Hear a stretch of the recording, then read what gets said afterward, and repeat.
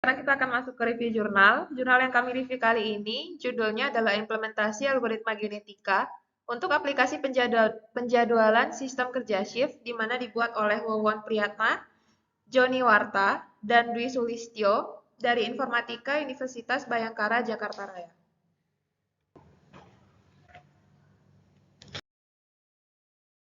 Kita masuk ke garis besar pembahasan, yaitu ada yang pertama ada introduksi, yang kedua ada pekerjaan yang bersangkutan, metodologi, hasil eksperimen dan diskusi, konklusi dan pekerjaan mendatang.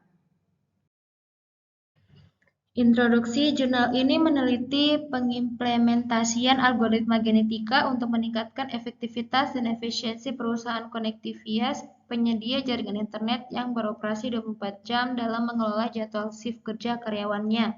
Implementasi algoritma genetika di sini dilakukan dengan membuat rancangan aplikasi yang menggunakan algoritma genetika sebagai algoritma utamanya. Aplikasi ini menggunakan Unified Modeling Language sebagai model dari sistem penjadwalan shift kerja sehingga sistem ini bisa dikembangkan secara maksimal. Penelitian ini dilatar belakangi oleh pembuatan jadwal manual yang masih dilakukan perusahaan yang bersangkutan dengan memanfaatkan Microsoft Excel dan tenaga manusia, di mana masih terdapat beberapa error dan memakan waktu yang cenderung lebih lama. Algoritma genetika merupakan teknik optimasi yang terinspirasi dari prinsip-prinsip evolusi biologis dengan menggunakan metode seleksi alam, rekombinasi genetik, dan mutasi untuk memperbaiki solusi-solusi masalah secara iteratif, di mana solusi ini diwakili dengan kromosom yang kemudian dievaluasi menggunakan fungsi objektif dan dievolusi dengan menggunakan operasi algoritma genetika. Unified Modeling Language merupakan bahasa modeling visual yang digunakan untuk merancang dan menggambarkan perangkat lunak berorientasi objek, terutama pada tahap analisis dan desain, seperti struktur dan hubungan antar kelas, perilaku sistem, dan interaksi antar objek. Pekerjaan yang bersangkutan. Jika dibahas dalam konteks jurnal nasional internasional, sudah ada banyak jurnal yang mengangkat topik serupa dalam penentuan jadwal tertentu, di mana studi kasus yang paling banyak dilakukan adalah pada jadwal penjadwalan kuliah mahasiswa dan jadwal kerja karyawan di suatu perusahaan. Namun, tidak bisa dipungkiri bahwa hasil-hasil studi ini masih belum bisa memvalidkan penerapan algoritma genetika karena konteksnya yang masih kurang luas dan bisa saja akan menjadi lebih kompleks apabila dihadapkan pada lingkungan atau keadaan yang berbeda meskipun mirip. Oleh karena itu, diperlukan penelitian lebih lanjut untuk menambah keleluasan cakupan konteks dan kompleksitas AG ini. Selain itu, hasil-hasil studi sebelumnya juga masih memerlukan waktu yang cukup lama dan menghasilkan solusi maksimal sehingga diperlukan studi lanjut terkait peningkatan peraturan parameter yang tepat untuk hasil yang lebih optimal. Oke, kita akan masuk ke dalam metodologi penelitian yang digunakan dalam jurnal ini. Jadi yang pertama, dia melakukan identifikasi masalah, di mana pada tahap ini dilakukan pengambilan masalah yang digarisbawahi dan sedang dihadapi perusahaan yang bersangkutan, yaitu dalam melakukan penjadwalan shift kerja karyawan. Permasalahannya adalah karena pembuatan manual sering terjadi bentrok antar jadwal yang ditetapkan pada karyawan dari hasil manual tadi. Selanjutnya, metodologi kedua adalah pengumpulan data. Jadi penulis ini mengumpulkan data dari karyawan yang dibutuhkan terkait studi kali ini, yaitu kondisi penjadwalan kerja real di saat itu. Data tadi didapatkan dengan melakukan wawancara kepada pihak-pihak yang bersangkutan dalam perusahaan, yaitu manajer, staf, dan juga karyawan. Metodologi yang ketiga adalah analisa data. Jadi data menunjukkan bahwa ada tiga divisi yang terlibat dalam jadwal yang ditetapkan, yaitu divisi HRD, Customer Care, dan NOC and TOC. Di mana divisi yang berhubungan langsung NOC dan TOC ini adalah divisi yang berhubungan langsung dengan penanganan masalah ketersediaan jaringan. Di luar itu, ada tiga aktor utama yang dilibatkan dalam proses penjadwalan ketiga divisi tadi, yaitu supervisor, staff, dan juga HRD dari masing-masing divisi. Hubungan ketiganya nampak pada gambar di samping. Jadi, supervisor divisi ini akan membuat jadwal shifting Lalu akan ditanya kepada staf apakah sesuai. Kalau misalnya memang sesuai, akan dilanjutkan ke pembuatan laporan dari supervisor divisi. Tapi kalau enggak, dia akan buat jadwal shifting ulang dari si supervisor divisi. Lalu setelah dibuat laporan, itu akan dilanjutkan ke dokumentasi oleh HRD dan selanjutnya akan ditetapkan jadwal akhirnya. Lalu metodologi yang keempat adalah implementasi algoritma genetika. Jadi di dalam implementasi ini ada 5 tahapan utama yang diimplementasikan dalam studi kasus kali ini, di mana tahapan-tahapan utama yang dimaksudkan di sini adalah sebagai berikut. Yang pertama adalah penentuan nilai awal, di mana tahapan ini merupakan tahapan di mana ukuran individu akan ditentukan secara acak dan didapatkan dari populasi yang bergantung pada masalah yang dihadapi. Lalu yang kedua adalah reproduksi, di mana ini merupakan tahapan untuk menentukan kesesuaian individu dari setiap generasi populasi yang paling cocok atau yang terbaik menggunakan fungsi fitness. Berikut ini adalah fungsi fitness atau yang dilambangkan dengan FG yang digunakan, di mana rumusnya adalah FG sama dengan 1 per dalam kurung 1 plus jumlah total dari PI kali VI dari si G-nya itu. Di mana PI-nya di sini melambangkan penalti yang ditetapkan untuk aturan, dan VI dalam kurung G ini nilainya biasanya 1 kalau misalnya jadwalnya itu melanggar aturan, tidak melanggar aturan, dan 0 untuk sebaliknya. Lalu tahapan implementasi yang ketiga itu adalah seleksi, di mana ini merupakan tahap proses untuk menyaring kromosom yang lebih baik dengan membandingkan atau mencari persentase fitness 2 kromosom acak untuk mendapatkan nilai crossover dengan cara ini. Jadi caranya adalah fitness dibagi total fitness dikali 100%, di mana fitness adalah nilai individu terbaik, sedangkan total fitness adalah total nilai fitness dari masing-masing individu. Lalu implementasi selanjutnya adalah crossover, di mana ini merupakan tahapan yang berfungsi untuk secara acak memilih satu posisi dari kromosom induk yang gennya akan ditukar guna mendapatkan kromosom yang lebih baik. Lalu implementasi yang terakhir adalah mutasi, di mana proses ini merupakan proses yang mengacu pada parameter probabilitas guna mengubah nilai gen tertentu dari 1 ke 0 atau sebaliknya, guna menghasilkan individu baru dari kromosom-kromosom induk. Selanjutnya kita akan masuk ke metodologi terakhir, yaitu perancangan aplikasi, di mana hasil perhitungan algoritma genetika tadi kemudian akan dibuat ke dalam rancangan aplikasi penjadwalannya dengan use case dan juga diagram. Lalu kita akan masuk ke dalam hasil eksperimen dan juga diskusi. Di sini kita akan mulai dengan hasil eksperimen, di mana yang pertama kita akan masuk ke hasil eksperimen di algoritma genetikanya. Jadi implementasi kali ini akan dimulai dengan pemetaan jadwal dan penjadwalan yang berjalan yang terlihat pada gambar di samping dari data karyawan posisi staff pada divisi customer service. Jadi nama-nama ke-7 nama di samping yang di kolom paling kiri itu adalah nama-nama staff dari customer service. Lalu yang untuk tabel keseluruhannya ini itu istilahnya kayak kalender pada bulan April tahun 2020. Dan di sini menunjukkan shiftnya mereka. Jadi di tanggal 1 April 2020, si AD itu memiliki shift siang. Jadi perlu diperhatikan juga kalau misalnya warna merah itu artinya weekend. Lalu warna kuning itu artinya si karyawan ini memiliki shift siang. Warna hijau itu artinya karyawan memiliki shift malam, dan juga warna biru atau P itu artinya karyawan memiliki shift pagi, sedangkan 0 itu karyawan tidak memiliki shift atau lagi kosong. Itu selanjutnya kita akan masuk ke membangkitkan populasi awal dengan menentukan variabel shift, hari, dan nama pegawai yang akan digunakan sebagai kromosom, di mana populasi dibentuk sesuai dengan jumlah kromosom N. Jadi pembentukan kromosom diawali dengan pembentukan parameter yang merupakan gen yang akan bersatu untuk membentuk kromosom. Pada contoh di samping kali ini adalah contoh kromosom yang terbentuk, di mana 0 itu artinya dia nggak punya shift sama seperti tadi, 1 itu dia P atau shift pagi, 2 itu adalah S atau shift siang, dan 3 itu adalah M atau shift malam, dengan mengacak nilai pasangan gen.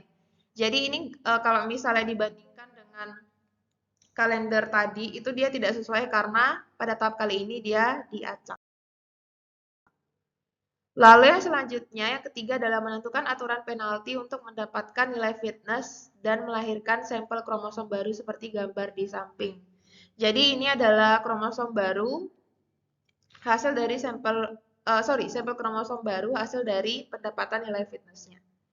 Lalu proses selanjutnya akan dilakukan proses seleksi untuk proses pemilihan parent, di mana akan dipilih dua individu dengan probabilitas terbesar.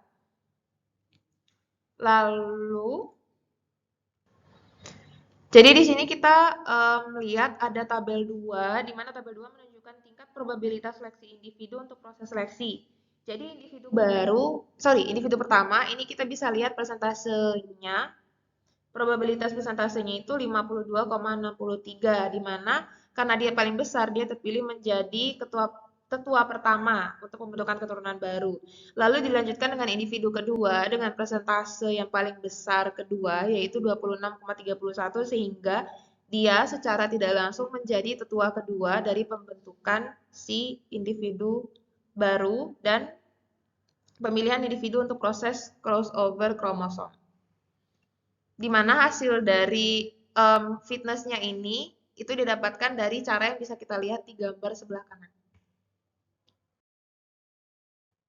Lalu kita akan masuk ke hasil eksperimen, di mana kemudian akan dilakukan sebelum itu akan dilakukan crossover antara dua induk tadi untuk menghindari adanya jadwal yang bentrok.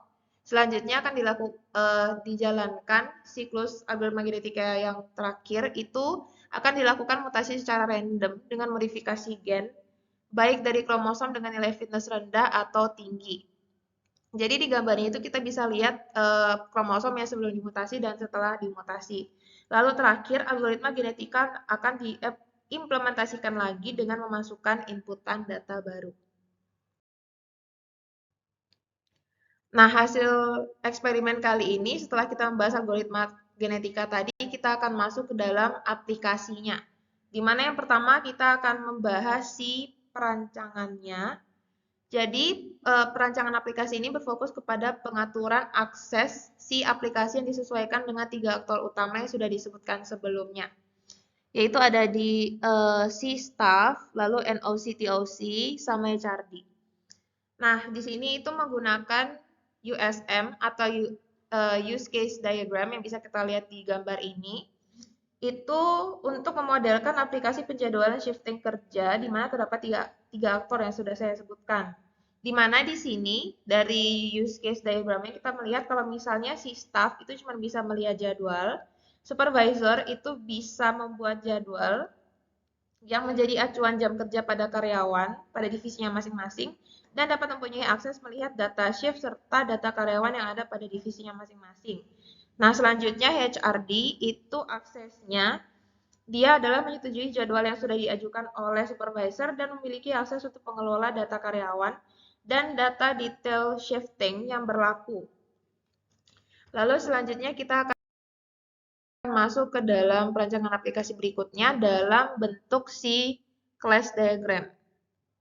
Di mana fokusnya kali ini itu adalah algoritma programming aplikasi, di mana variabel apa yang diperlukan atau dilempar dan fungsi apa yang dijalankan.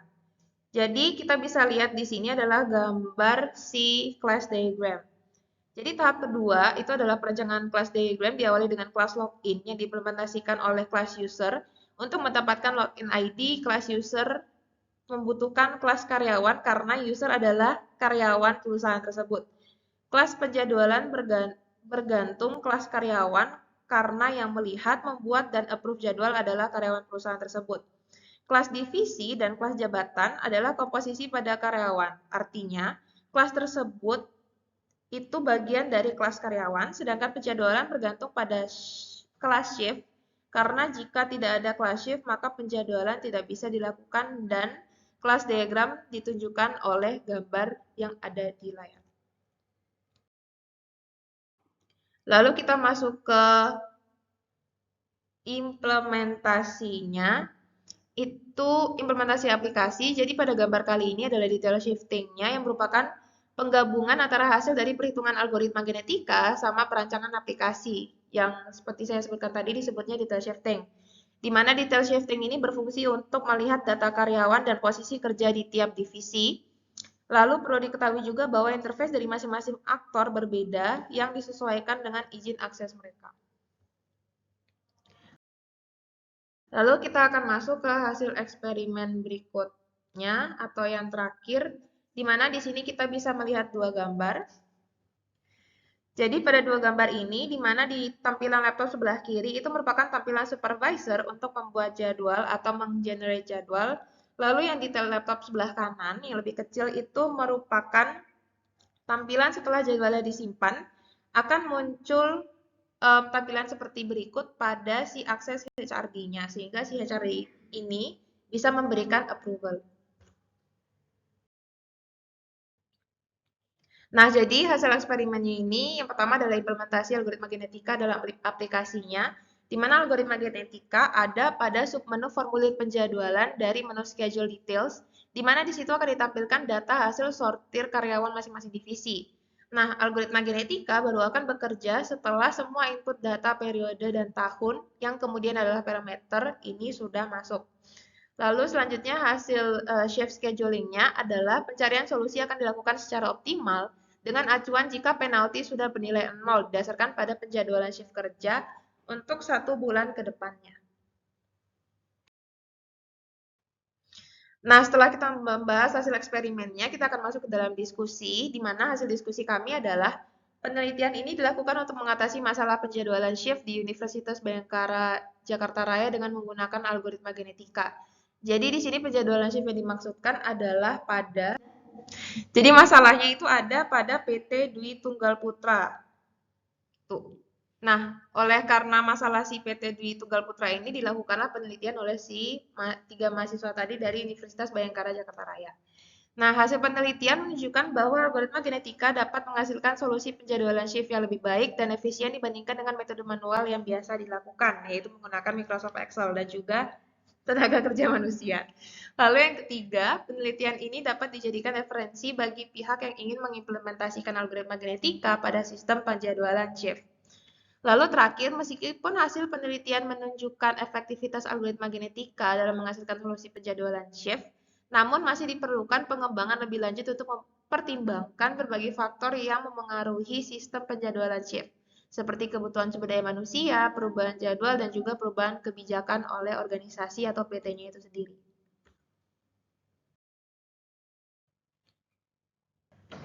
Kita masuk ke konklusi. Penelitian ini memberikan kontribusi yang penting dalam mengoptimalkan sistem penjadwalan shift di Universitas Bhayangkara Jakarta Raya dan memberikan contoh bagaimana algoritma genetika dapat diterapkan pada sistem penjadwalan shift secara efektif.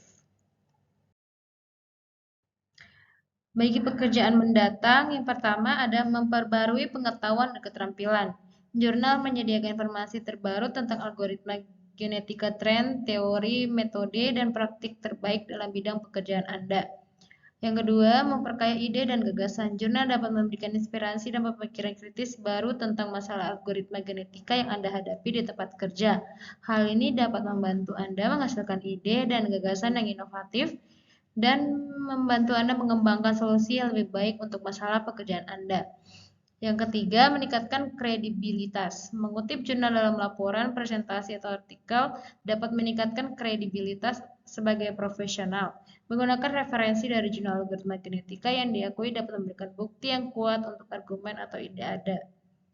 Mengikuti tren dan inovasi. Jurnal dapat memberikan wawasan tentang tren dan inovasi terbaru dalam bidang pekerjaan. Dengan memperhatikan tren ini, dapat mempersiapkan diri untuk menghadapi perubahan di tempat kerja dan mengembangkan keterampilan yang relevan untuk pekerjaan Anda. Yang terakhir, mengembangkan riset dan proyek. Dapat memberikan paduan yang berguna untuk melakukan riset atau proyek baru di tempat kerja. Anda dapat menggunakan artikel jurnal sebagai sumber referensi atau sebagai panduan untuk metode dan teknik yang dapat digunakan dalam proyek atau riset Anda. Informasi di sini yang pertama ada judul paper. Judul papernya implementasi algoritma genetika untuk aplikasi penjadwalan sistem kerja shift. Nama autornya yang pertama ada Wawan Priyatna, yang kedua ada Joni Warta, yang ketiga ada Dwi Sulistyo. Afiliasi Universitas Bhayangkara Jakarta Raya. Jurnalnya yaitu Jurnal Nasional Komputasi dan Teknologi Informasi dengan volume 22 nomor 1 bulan Februari 2023 dengan alamat akses ini. Kelebihan yang pertama ada kemampuan menangani kompleksitas. Algoritma genetika dapat menangani kompleksitas dalam masalah penjadwalan sistem kerja shift. Masalah tersebut melibatkan banyak kendala dan batasan seperti batasan jam kerja, batasan jumlah staf, dan preferensi individu. Algoritma genetika dapat mengintegrasikan semua kendala dan batasan tersebut untuk menghasilkan solusi penjadwalan yang memenuhi semua kebutuhan. Kemampuan adaptasi terhadap perubahan algoritma genetika dapat dengan mudah diadaptasi dan dimodifikasi untuk mengakomodasi perubahan dalam masalah penjadwalan sistem kerja shift, seperti perubahan jumlah staf, perubahan preferensi individu, dan perubahan batasan waktu. Kemampuan pemodelan. Algoritma genetika dapat memodelkan masalah penjadwalan sistem kerja shift sebagai masalah optimasi yang dapat dipecahkan dengan algoritma. Dengan pemodelan yang tepat, algoritma genetika dapat menghasilkan solusi penjadwalan yang optimal atau mendekati optimal dalam waktu yang lebih singkat. Masuk ke kelemahan. Yang pertama, kemungkinan terjebak pada solusi lokal. Algoritma genetika dapat terjebak pada solusi lokal jika konfigurasi awal individu tidak cukup beragam atau jika ukuran populasi terlalu kecil. Hal ini dapat menghambat pencarian solusi optimal yang lebih baik. Kedua, waktu eksekusi yang lambat. Algoritma genetika dapat memerlukan waktu eksekusi yang lama untuk mencapai solusi optimal. Hal ini disebabkan oleh fakta bahwa algoritma genetika harus melakukan banyak iterasi sebelum mencapai solusi optimal, terutama pada masalah yang kompleks. Yang ketiga, memerlukan parameter yang tepat. Algoritma genetika memerlukan penyetelan parameter yang tepat agar dapat bekerja dengan baik. Parameter yang tidak tepat dapat menghambat kerja algoritma dan memperlambat pencapaian solusi optimal. Yang terakhir, tidak menjamin solusi optimal.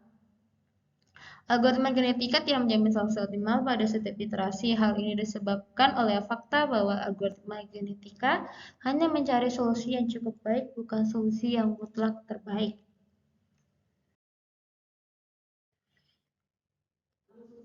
Oke, itu tadi merupakan presentasi kami terkait algoritma genetika dan hasil review kami terhadap jurnal implementasi algoritma genetika. Mohon maaf jika ada kesalahan dan terima kasih.